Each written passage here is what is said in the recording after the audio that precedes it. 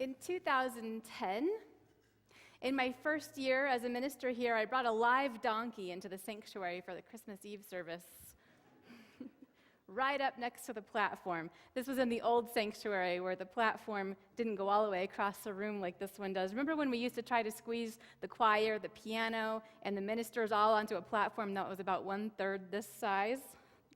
That year we brought a donkey up there as well. The donkey was a risky idea. A number of things could have gone wrong, especially numbers 1 and 2, if you catch my drift. Our pageant that year was a reenactment of Las Posadas, in which Mary and Joseph go door to door looking for hospitality, and with every knock, I was watching that donkey out the corner of my eye. Of course, even if there had been a incident, it probably would not have been as bad as the one that went viral on YouTube that year. That was a video of a camel in someone else's Christmas Eve service, a camel that fell over sideways into the pews as it was walking down the aisle. Yikes. Why did I do it? Well, when I hesitated at the idea, another staff member looked me in the eye and said, "Chicken." You understand. And, better that Christine know right away what she'd gotten herself into when she hired me. And the kids were super excited. But also, it was just perfect. A donkey for Christmas Eve. The humble donkey is not only the animal that carried Mary through the desert just before she started her labor, it's also a classic and picturesque part of the Nativity Scene. And that, of course, is one of the most iconic images of Christmas. Francis of Assisi, the 13th century Roman Catholic friar, also known in the Catholic tradition as Saint Francis, he's credited with beginning this tradition. It's said that he was visiting the town of Greccio, where he discovered that the chapel there was too small to hold midnight mass. So he decided that he would hold the service outside instead, where everybody would fit. But he was worried about the drawbacks.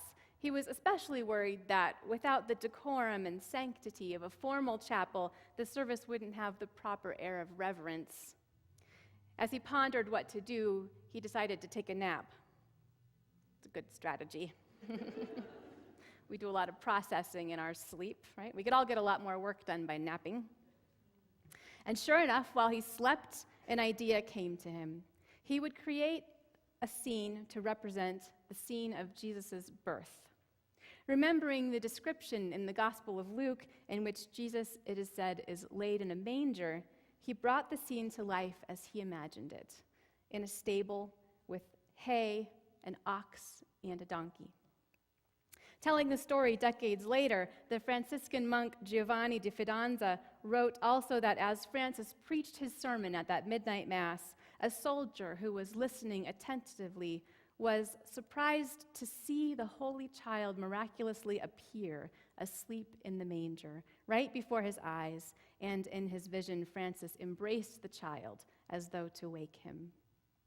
Di Fidanza adds that afterward, other miracles confirmed the truth of that soldier's vision, namely, the hay of that manger, being preserved by the people, he says, miraculously cured all diseases of cattle and many other pestilences.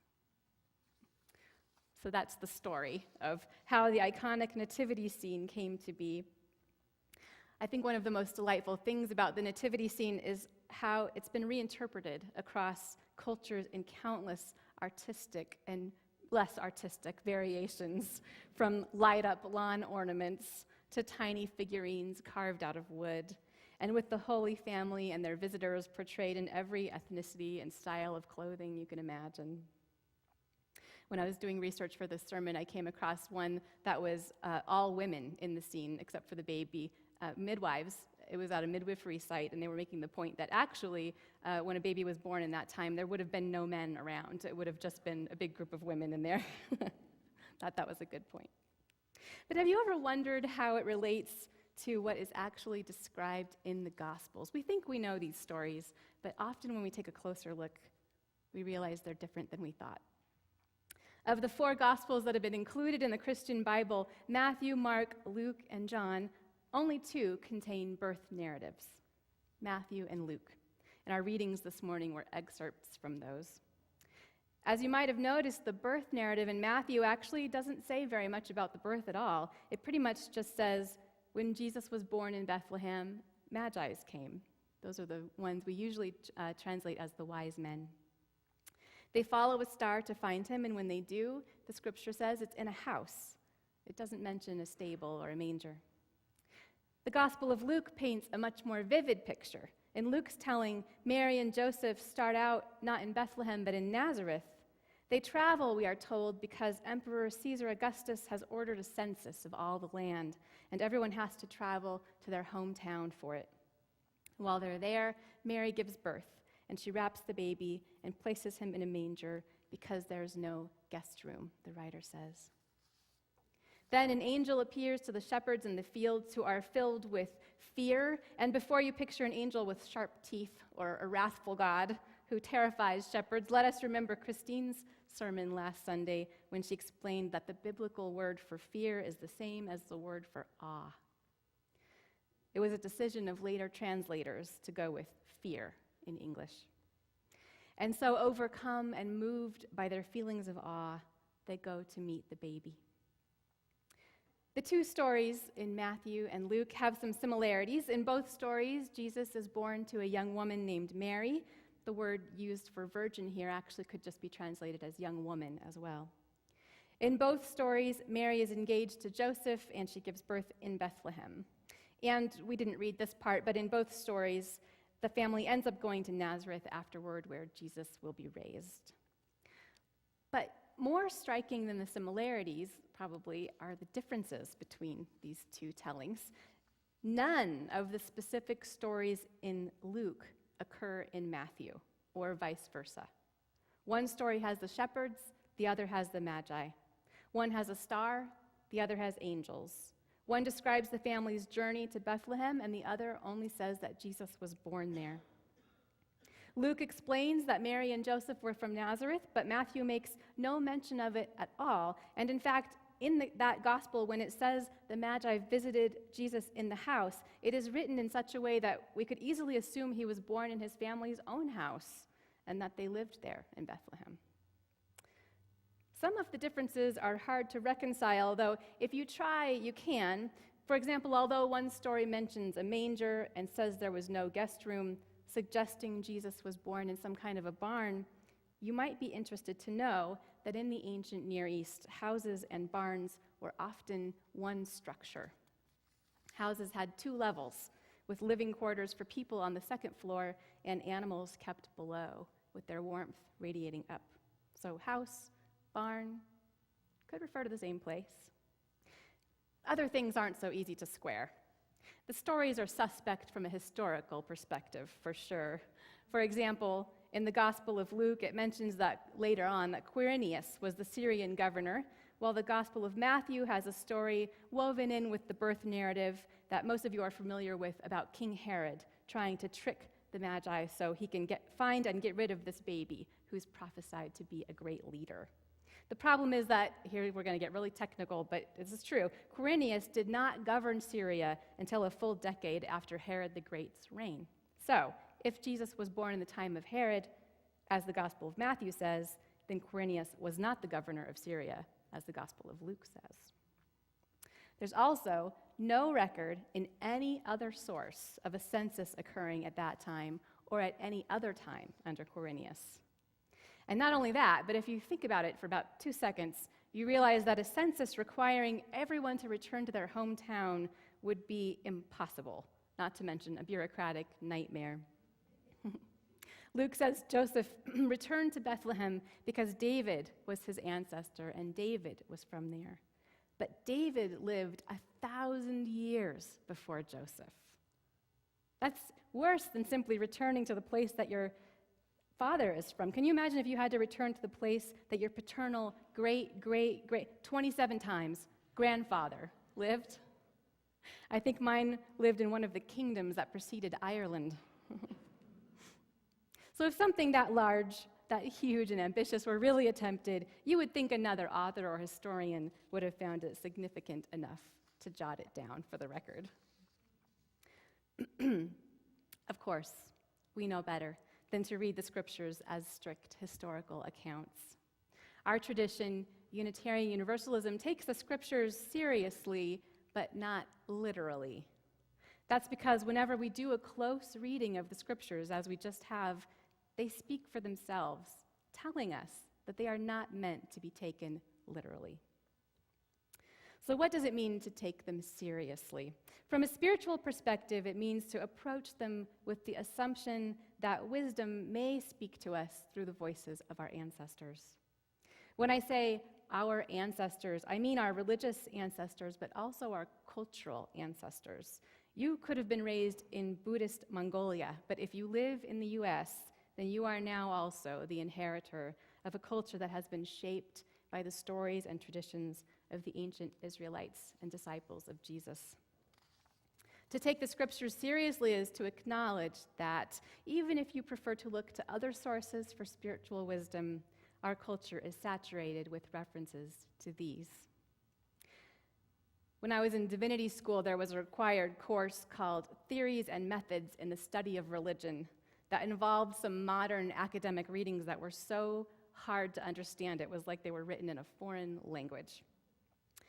While I quietly wondered if the school was going to discover they had let me in due to a clerical error, other more confident students were getting irritated by what they saw as readings that were so abstract they seemed pointless. And one day, one of them, challenged the professor, Ron Thiemann. Now, he was an intimidating figure, the former dean of Harvard Divinity School and known for having a temper. "Why does this matter?" the student said.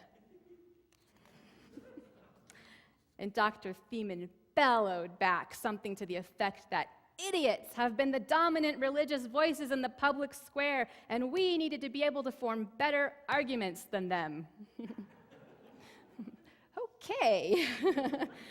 This was just a few years after 9/11, and there was no shortage of bad theology on the airwaves.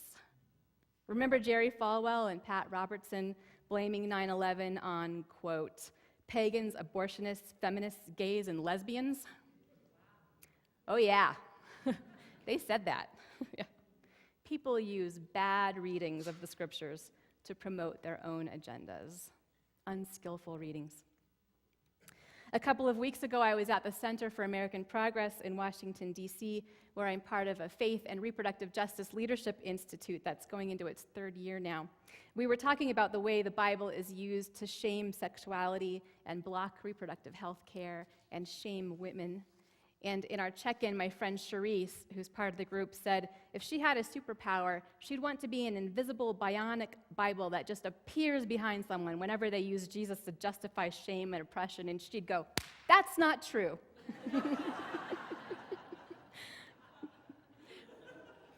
Charisse is the founder and CEO of Sister Reach, which is a nonprofit that works for reproductive justice in Memphis, Tennessee, especially empowering women of color whose experiences are often ignored by the usual pro-life, pro-choice discourse.